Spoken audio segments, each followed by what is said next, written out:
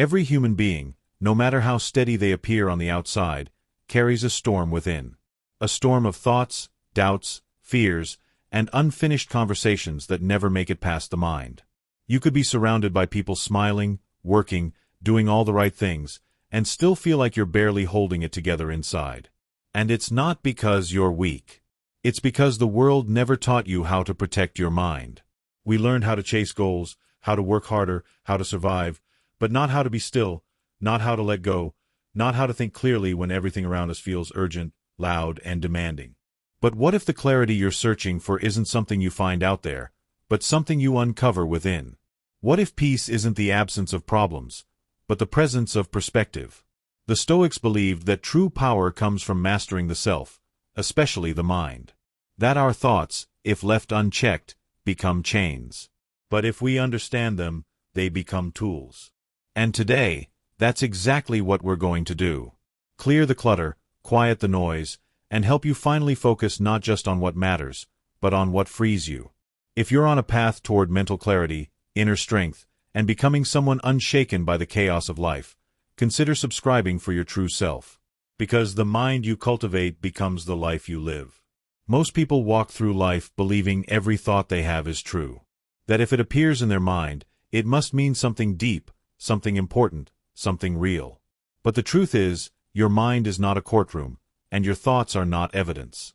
They are just noise, fragments, echoes of your past, your fears, your experiences. They sound like you because they've been with you so long. They use your voice because they've grown familiar with your patterns.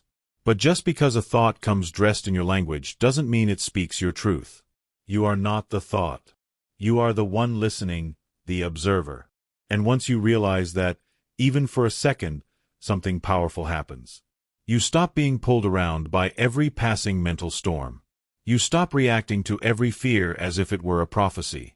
You begin to see the space between stimulus and response. And in that space, something incredible lives. Voice. You can choose not to follow the old storylines that only bring pain. You can choose to pause before spiraling. You can choose to not internalize someone else's rejection as your identity. This might sound simple, but it's where real change begins. Because without that space, without that quiet awareness, you're trapped in a loop, reacting instead of responding, surviving instead of living. When you no longer confuse your thoughts for yourself, the entire mental battlefield shifts. You begin to observe instead of absorb. And that observation turns down the volume of the noise that's been running your life. Some people spend years trying to fix themselves when the only thing broken was the belief that their thoughts were facts. I'm not good enough. They don't care about me. I'll always be this way. These aren't truths. They're phrases your mind has repeated so often they started to feel like truths. But feelings aren't facts. And thoughts are not identities. You are not the anxiety that shows up in a crowd. You are not the memory that haunts you when you're alone. You are not the fear that whispers when you're about to try something new. You are the one who notices all of these. And in that noticing, you have the power to detach, to step back, to breathe. Carl Jung said, "I am not what happened to me. I am what I choose to become." That single idea can change a life. Because it reminds you that you are not defined by your past, not shaped entirely by your trauma, not destined to carry the same pain forever. The thoughts that rise up from those wounds don't have to become the script you live by. They can float in and out like passing clouds across the sky of your awareness if you let them. But to do that, you must stop chasing them, stop arguing with them, stop fearing them. You have to learn to watch them calmly, patiently, without judgment. Because only when you see your thoughts clearly can you respond wisely. It's not about controlling the mind like a machine. It's about observing it like a garden. Some weeds grow on their own. Patterns you didn't ask for, beliefs you didn't choose. But once you see them, you can decide whether they belong. And little by little, you begin clearing space for something more intentional. Clarity isn't the absence of thought. It's the recognition that not all thoughts are worth your time. Peace isn't the silence of the mind. It's the discipline to not feed every passing impulse. And that discipline grows with awareness. At first, the noise will scream louder when you stop answering it. That's normal. That's withdrawal from mental habits that have dominated your inner world for years. But with time, silence returns. Not a silence that's empty, but one that's full of you. The real you. The you that isn't defined by every mood, every passing worry, every self-doubt. The you that remains when the storm passes. This isn't something that happens overnight. But even one moment of that space, even 1 second of seeing a thought without being consumed by it, is a victory. It's a crack in the wall, a place where light gets in. And the more often you create that space, the less you live on autopilot. You start catching yourself. You start making conscious decisions instead of emotional reactions. You begin to live your life, not just survive your thoughts. And that shift is everything. Because clarity doesn't come from thinking more. It comes from thinking less and noticing more. It comes from creating space between who you are and what your mind says you are. That space, that separation, is where your power lives. It's where your focus returns. It's where your energy stops being drained by what-if scenarios and starts being directed toward who you're becoming. That's when life begins to feel lighter. Not because the thoughts are gone, but because they no longer own you. So the next time your mind offers you a story that sounds painful, pause, breathe, ask yourself, is this who I am, or is this just something I've heard so many times I started believing it? And then decide if it deserves your energy. Most of the time, it doesn't. Most of the time, it's just noise. And now you're learning to hear it without becoming it. That's how clarity starts. Not by erasing the mind, but by rising above the noise. Awareness doesn't begin as some grand awakening. It begins quietly, often in a moment when you catch yourself thinking the same old thought you've thought 1,000 times before. But this time, you notice it. You don't react. You don't follow it down its usual spiral. You simply pause and observe. Almost like you're watching someone else's life play across the screen of your mind. And in that subtle shift, something incredible happens. You stop being a participant in the noise, and you become a witness. That space between thinking and observing is where awareness is born. Not as a loud breakthrough, but as a gentle unfolding. And the more often you practice this, the more you just sit with your mind instead of trying to fix, fight, or flee from it, the more you start to see it for what it is. Not a monster to fear, but a messenger to understand. At first, the thoughts still come, the doubts, the fears, the memories. But they hit differently. They don't knock you over like they used to because you're not inside them anymore. You're next to them, watching, learning, noticing the timing, the triggers, the tone. You begin to see that certain thoughts only show up when you're tired. Others only visit when you're lonely or uncertain.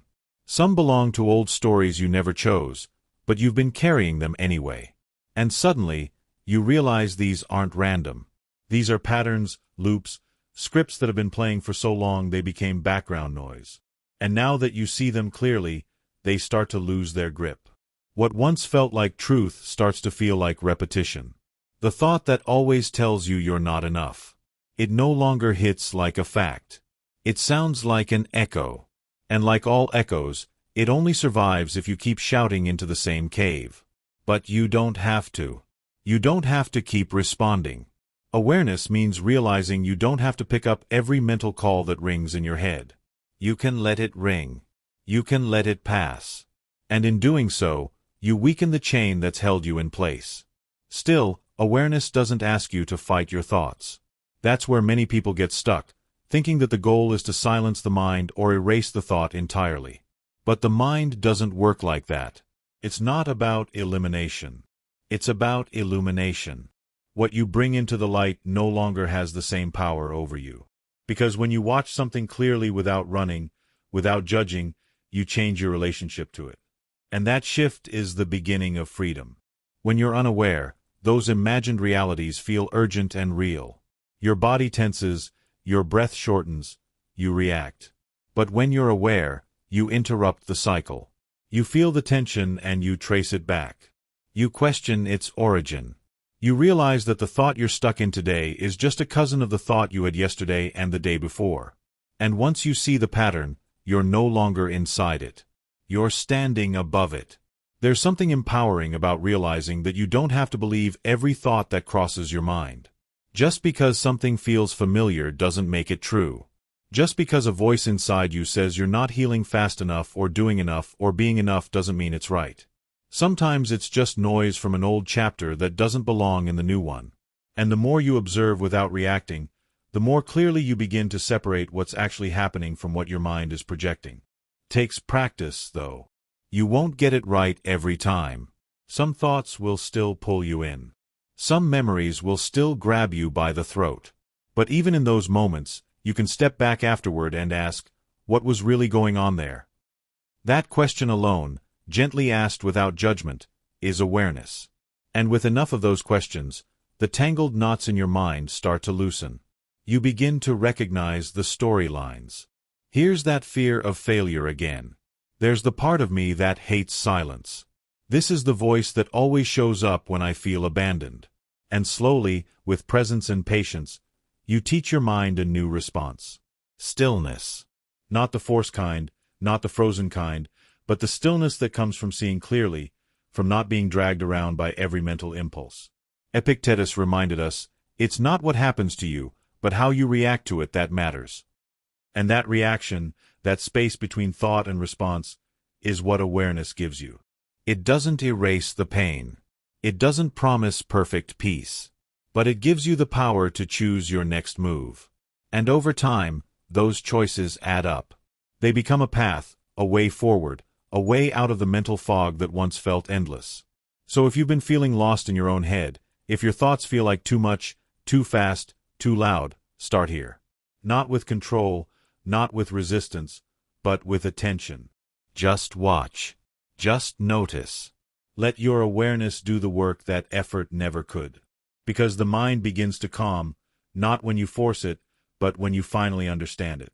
Some thoughts don't scream. They whisper. They sit quietly at the back of your mind, untouched, unnamed, but always present. You feel them in your chest before you recognize them in your head. You feel them when you're alone, when it's too quiet, when something small triggers something big. These thoughts don't linger because they're too powerful to overcome. They linger because they've never been brought into the light, never written down, never spoken aloud. They grow heavy not because they multiply, but because we carry them in silence. It's not always what we say that weighs us down. Sometimes it's everything we haven't said. And over time, that silence becomes its own kind of prison. We often think that ignoring a thought will make it disappear. But suppressed thoughts don't vanish. They root themselves deeper. They show up in our tension, in our exhaustion, in the way we overreact to things that shouldn't matter. You tell yourself you're just tired or sensitive or overwhelmed. But beneath that surface, something unspoken is asking to be heard, and the longer it's ignored, the heavier it becomes. It could be grief you never processed, anger you never admitted, or fear that was never named. You carry it like a secret, but your body remembers. Your nervous system holds it. Your focus scatters because part of your energy is always busy holding that door shut. The truth is, clarity isn't just about thinking positive. It's about being honest. Truly honest with yourself first. There's something transformative about putting the unsaid into words. It doesn't have to be dramatic. You don't need to tell the world, but even whispering it to yourself in the dark, in your journal, in the car when no one's around can start to loosen the grip. Naming it is how you begin to reclaim it. You're not defined by what you've buried. You're defined by your willingness to face it. It's strange how we often fear our own truth more than the judgment of others. We keep parts of ourselves hidden even from ourselves, as if not saying something makes it less real. But silence doesn't protect you. It just postpones the healing. And healing doesn't come from avoiding the storm. It comes from walking through it with open eyes. The Stoics didn't run from discomfort. They stepped into it with clarity and courage. Marcus Aurelius once wrote, "If it is endurable, then endure it. Stop complaining." But this isn't about suppression. It's about confrontation. It's about realizing that what you refuse to confront owns a piece of you, and you deserve to be whole. Sometimes the most healing thing you can do isn't to fix the thought, but to let it speak, to give it room to breathe. Write it down. Even if the words don't make sense, let the sentence be messy. Let the feeling be incomplete. The act of writing is more than expression. It's excavation. You dig beneath the surface and uncover what's been quietly pulling your strings, what's been shaping your moods, your reactions, your distance from others. And once it's out of you, even just a little, there's room to breathe again. Other times, the release comes through conversation. A single sentence shared with someone you trust can break years of inner tension. Not because they fix it for you, but because saying it out loud proves it no longer has to hide. There's a weight that lifts when you hear your own voice speak what your heart's been holding. It doesn't have to be eloquent. It doesn't have to be a speech. It just has to be real. The moment your truth becomes audible, it loses its power to silently hurt you. But even if you're not ready to speak it, you can still face it. Even a breath, a deep, honest breath where you admit what you're feeling without spinning it into a story, is a step. Sometimes the body can release what the mind is still holding. Grief, anger, guilt, they're not just mental concepts. They live in the breath, in the shoulders, in the gut. And the more you allow space for them to rise and pass through, the lighter you feel, not because they vanished, but because you're no longer alone with them. You've met them. You've listened. Aristotle believed that knowing yourself is the beginning of all wisdom. But knowing isn't just a mental act. It's emotional, spiritual, energetic. It's learning to sit with the parts of yourself you once ran from and realizing they're not as terrifying as you imagined. They were just waiting for you to stop pretending they weren't there. Unspoken pain isolates. It makes you believe you're the only one struggling, the only one carrying something too heavy to name. But once you bring it into light, even a flicker, you realize how many others are carrying their own unspoken weight. And suddenly, your pain connects you. It doesn't isolate you. And in that connection, a new kind of strength is born. A strength rooted in honesty, not performance. There's nothing weak about struggling. There's nothing broken about having something to say, but not knowing how. The struggle only becomes heavier when you convince yourself it needs to stay hidden. It doesn't. You are allowed to speak, to write, to feel, to let the thoughts that never found a voice finally be heard. Because until you do, they will keep whispering in the background, pulling your focus, dulling your clarity. But once you let them out, even imperfectly, they begin to lose their shape. What once felt like a storm becomes a passing cloud. What once felt like a wall becomes a doorway. And on the other side of that door, there is light. Not perfect peace, but space, breath, possibility, and most importantly, the freedom to move forward. There's a kind of pain that doesn't shout. It lingers, quiet and persistent. It's the ache of moments that should have ended long ago, but still live in your mind like they happened yesterday. You find yourself replaying the same conversations, the same mistakes, the same losses, not because they deserve that space, but because part of you is still trying to rewrite them. You think if you revisit it just one more time, maybe you'll understand, maybe you'll feel differently, maybe it'll hurt less. But it doesn't. It never does because the past doesn't change. Only your relationship to it can. It's a strange thing we do. Reopening old wounds as if we might find peace hidden somewhere inside them. But what we often find isn't healing. It's erosion. Every time we relive a painful moment, we tear it open again, hoping it will give us something new. It won't. The moment has already happened. The words were already said, the silence already fell. What remains is just the echo. And echoes can't harm you unless you mistake them for the present.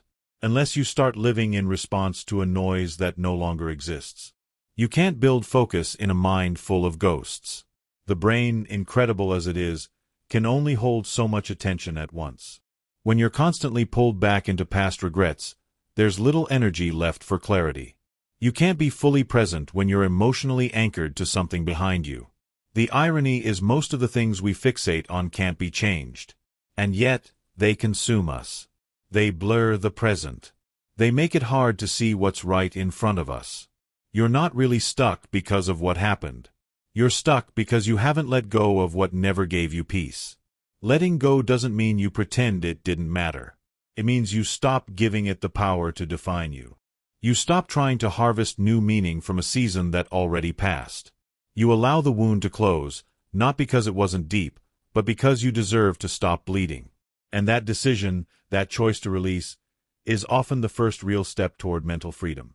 Epictetus said, "People are not disturbed by things, but by the views they take of them." It's not what happened, it's how tightly you continue to grip it that causes the suffering. Sometimes we hold on because we think it protects us. That if we remember the pain, we won't make the same mistake. But memory isn't protection. Awareness is. You don't need to carry the full weight of the past to learn from it. You don't need to relive it to honor the lesson. And you definitely don't need to let it run your life from the shadows. Forgiveness, especially of yourself, is not a weakness. It's not a soft option. It's a discipline. It takes strength to say, "I did the best I could with what I knew then, and now I choose to move forward." Forgiveness of others, too, isn't about them deserving it. Some people won't understand the damage they caused. Some will never change. But if you carry their actions like a bag of stones everywhere you go, they still control you. Forgiveness isn't a gift to them. It's a release for you. It's how you tell your mind you don't have to carry this anymore. You release the echo so you can hear your own voice again. The one buried beneath all the noise. Because clarity can't grow where resentment has rooted itself deep. Some will argue that letting go is just avoidance. But true release isn't denial. It's confrontation without attachment. It's looking at the memory, honoring it, and deciding not to let it consume another hour of your life. It's stepping out of the mental loop that tells you if you keep thinking about it, you'll find something new. You won't. What you'll find is fatigue, paralysis, disconnection from the present. And maybe worst of all, you'll miss the life that's trying to bloom because you're too focused on what already withered. You have to ask yourself, how much longer are you willing to let yesterday ruin today? How much longer will you keep trading your peace for pain that's already been paid? Letting go isn't erasing the past. It's rewriting your relationship with it. It's learning to look back and feel something different. Not because the past changed, but because you did. And in that shift, in that inner decision to stop bleeding from the same wound, focus returns. Energy returns. Life returns. And it's not always a grand moment. Sometimes letting go is subtle. A thought comes up and you breathe instead of engage. A memory resurfaces and you choose to observe it instead of relive it. You start speaking more kindly to yourself. You stop telling the same story over and over. And one day you realize it's not heavy anymore. It's not gone, but it's no longer holding you. So when the mind starts to echo, pause, recognize it, remind yourself this is not the present. This is not your identity. This is just a thought, not a life sentence. You've already walked through the fire. You don't have to keep sitting in the smoke. Let the echo fade and listen to what's here now. The breath, the stillness, the chance to begin again. Clear, focused, and free. There's a voice that follows you, not outside, but inside. It doesn't scream. It whispers. It sounds like your own thoughts, your own words, your own judgment. And that's what makes it so convincing. It says things like, "You're falling behind. You should have done more. You'll never get this right." It tells you to try harder, but never lets you rest. It pushes you forward but never lets you feel enough. And while it might wear the mask of motivation, underneath it is fear. The fear of being left behind, of being rejected, of not measuring up to some impossible standard you never consciously agreed to. That voice doesn't come from nowhere. It's built from years of comparison, perfectionism, and unmet expectations. It learned its lines from school systems, social media, critical family members, and your own patterns of self-doubt. Over time, it became automatic. So automatic that you stopped questioning it. You just listened. And the more you listened, the more it shaped your choices. You stopped taking risks. You started shrinking. You began to believe that maybe that voice is the real you. But it's not. It's just a script. One that was written without your permission and can be rewritten at any time. The thing is, you don't silence that voice by yelling at it. You don't win by arguing. That only gives it more power, more airtime. You silence it by proving it wrong, not with grand victories, but with small, quiet acts of courage. By showing up on days when everything feels messy. By taking one more step when the voice says you'll fail anyway. By choosing to believe that progress matters more than perfection. Because perfection is a lie the inner critic uses to keep you frozen. If it can convince you that anything less than flawless is failure, it wins. But the moment you choose motion over mastery, you start starving that voice. You don't need to wait for the voice to go away to begin. You begin with it present. And in doing so, you chip away at its authority. Every time you show up, despite the fear, despite the doubt, you create evidence, real lived proof that the voice isn't telling the full story. And the more evidence you gather, the quieter it becomes. Not because it's gone, but because you're no longer giving it your full attention. Your focus shifts. You start listening to a new voice. The one rooted in experience, not fear. That new voice won't be perfect either. It may still hesitate, but it will feel different. It will feel like kindness, like clarity, like you finally have your own back. Carl Jung once wrote, "The most terrifying thing is to accept oneself completely." And maybe that's why the inner critic exists, to keep us from doing that. Because once you accept yourself, not just the good, but the flaws, the mess, the unfinished parts, you become unshakable. The critic loses its leverage when there's nothing left to shame. Of course, the voice will still try. It will come back when you're tired, when you're stretched thin, when you fail or fall short. It will say, "See, you never changed. But you'll know better now. You'll know that failure doesn't define you. It informs you. You'll know that one bad day doesn't undo the steps you've taken." And in that knowing, there's peace. Not the kind that comes from everything being perfect, but the kind that comes from trusting yourself even when things aren't. You don't owe that voice a single explanation. You don't have to justify your pace or your growth to anyone, especially not the version of you that was shaped by fear. What matters is how you show up now. What matters is that you keep choosing to try, to learn, to care even when it's hard. Especially when it's hard, because every time you do, you prove something important. That you are not the voice in your head. You are the one who chooses what to do next.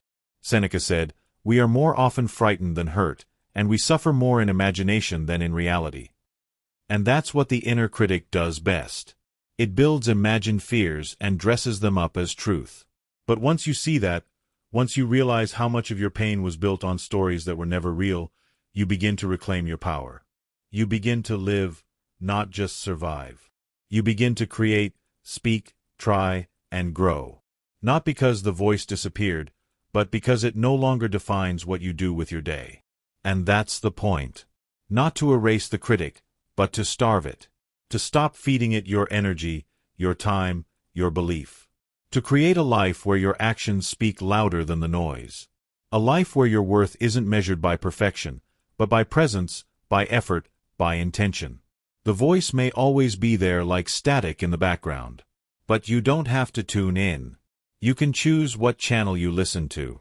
And that choice, made day after day, becomes your freedom. Not all at once, but steadily, quietly, powerfully.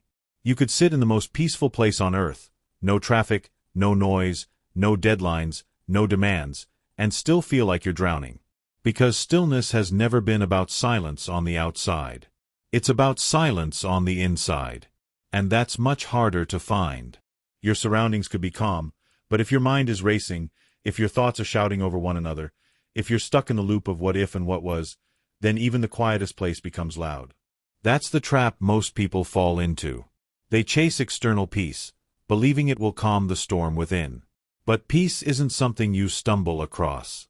It's something you practice. Stillness, real stillness, isn't accidental. It's intentional. It doesn't show up when everything is finally perfect. It shows up when you learn to stop needing everything to be perfect in the first place. You don't find it in silence. You create it.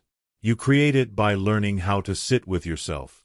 Not to run, not to distract, not to fix, but to be. And that's where things start to shift.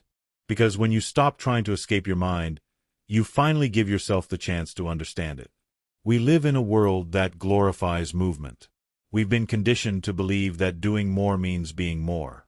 So when we pause even briefly, we feel guilty, unproductive, behind. But what if the most valuable thing you could do is nothing at all? Not in the sense of laziness or indifference, but in the sense of presence, real-rooted presence. Sitting still, breathing slowly, noticing your thoughts without chasing them. That's not avoidance. That's courage. That's awareness. That's mastery.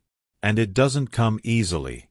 The moment you sit in stillness, your mind will try to fill the space. Old memories, tasks left undone, fears you buried long ago, they'll all rise. And that's the point. Stillness is not about avoiding the noise. It's about facing it without flinching. You sit with what shows up. And instead of running, you listen. Not to judge, not to react, but to understand. This is the kind of stillness that changes people. The kind that strengthens you from the inside out. Seneca once wrote, "True happiness is to enjoy the present without anxious dependence upon the future." And it's in stillness that we finally learn what that means. Because when you're still, the future loses its grip. You stop living for tomorrow. You stop reliving yesterday. And you begin to experience the only moment you've ever actually had. This one. The breath you're taking right now, the sensation of being alive without needing to do or fix or prove anything. But it takes practice. You have to return to it daily. Not as a task to complete, but as a gift you give yourself. 5 minutes. 10. No music, no scrolling, no stimulation. Just breath, just awareness. And in that small window of time, your nervous system begins to reset. Your thoughts begin to slow. You start seeing clearly what stress had made blurry. And over time, that clarity follows you into your life, into your conversations, into your choices. You become less reactive, more present, more centered. Stillness becomes a compass, a quiet reminder that you are not your impulses, that you don't have to answer every thought, that you don't have to rush every moment. When you carry stillness within you, chaos doesn't shake you the same way. You might still face pressure, uncertainty, even loss. But instead of being thrown by it, you respond to it with presence, with patience, with power. Because your sense of peace no longer depends on what happens around you. It lives within you. Carl Jung believed that silence is of great help to a man who is in process of discovering something in his soul. And that's what stillness truly is. A mirror. A chance to see yourself without distraction, without noise, without the masks. And what you find there isn't always comfortable, but it's real. And from that realness, growth begins. Most people never give themselves that chance. They fill every empty space with something. They're afraid of boredom. But what they're really afraid of is meeting themselves. Afraid of the questions that might rise, the truths that might surface. But until you face those things, they quietly control you. They live in your decisions, in your relationships, in your distractions. Stillness isn't just peace. It's power because it brings everything hidden into the light. And when you know yourself deeply, when you've sat in stillness and faced your own mind, the world outside feels less threatening. You become less desperate for noise, less addicted to stimulation, less pulled by every problem because you've already stood in the center of the storm and learned to breathe. You've built something solid inside, something no one can give you and no one can take away. So give yourself that time. Not someday, not when you've finished everything else, but now. A few moments, a quiet corner, a deep breath. Let your thoughts rise. Let your body relax. Let your mind settle, not by force, but by patience. And in that space, you'll find more than peace. You'll find yourself. Not the version shaped by stress or expectation, but the one that's always been there, waiting to be heard. Stillness is not a luxury. It's a necessity. In a world that never stops moving, stillness is how you remember who you are. And from that memory, you begin to live, not in reaction, but in alignment. Not in noise, but in clarity. Not in fear, but in truth. Your mind doesn't just record what you experience. It builds your reality from it. And the raw material it uses most often isn't truth. It's attention. Whatever you consistently look at, whether it's peace or pain, fear or gratitude, your mind begins to shape itself around it. It doesn't judge what's useful or destructive. It simply adapts. That's the strange power of attention. It's quiet. It's subtle, but it's the architect of your inner world. And once you begin to understand that, you realize that mental clarity doesn't come from thinking harder. It comes from looking in the right direction. If you constantly focus on what's broken, what's missing, what's wrong, your mind will become an expert at finding more of it. Not because that's all that exists, but because that's what you've trained it to recognize. The brain is highly responsive. It builds pathways based on repetition. Focus becomes habit. Habit becomes identity. And identity over time becomes the filter through which you see every experience. That's why some people always seem lost in their problems. It's not because their life is worse. It's because their attention is trained on what's hurting. But the same mechanism works in your favor, too. Shift the focus even slightly toward what's healing, toward what's working, toward small, quiet moments of meaning, and you begin to build new mental roads. You start noticing things you once overlooked, your breath slowing, the kindness in someone's eyes, the small victories you never counted before. This isn't about toxic positivity or pretending life is perfect. It's about choosing what deserves your attention because not everything does. You don't need to force positive thinking. You don't need to fight the negative. You only need to redirect slowly, gently, deliberately. There's a difference. And when you practice that redirection daily, even for a few minutes, you start to reclaim your energy because attention is energy. And where it goes, your life begins to follow. You don't need all the answers to take the next step. You just need the courage to begin exactly as you are, right where you are. Because clarity isn't something you wait for. It's something you earn by moving through the fog. Let this be the moment you stop waiting and start becoming.